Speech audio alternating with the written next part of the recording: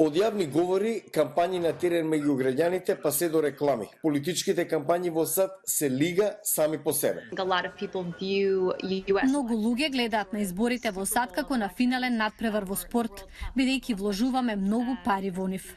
Токму парите во политиката ги направија политичките стратези посебна професија. Поранешниот стратег Боб Шрам работел на кампањи во САД и во странство. Ние сме во непрекината кампања, навистина сме професионално посветени цело време. Тој вели дека странските политичари бараат искусни стратези за нивните кампањи како во Америка.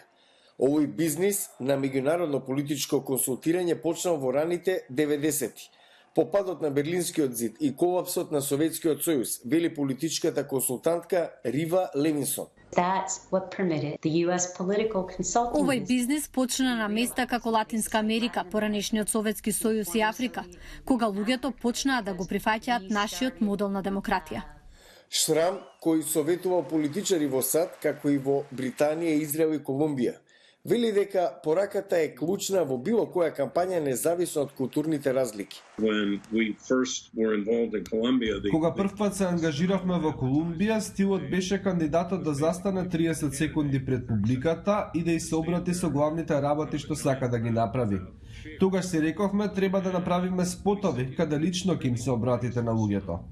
Левисон работела во разни африкански држави повеќе од 3 децении, меѓу кои Либерија, советувајќи ја Елен Џонсон, првата жена демократски избрана за претседател во Африка 2005. Сега, многу држави имаат поголемо искуство во организирање на изборни кампањи, поради што меѓународните стратези мора постојано да се надградуваат. Со расширената употреба на интернет и социјалните медиуми, дигиталните советници како Джори Грег влегуваат во игра. Во некои држави во Азија 100% од населението користи социјални медиуми. Мора соодветно да ја адаптирате стратегијата.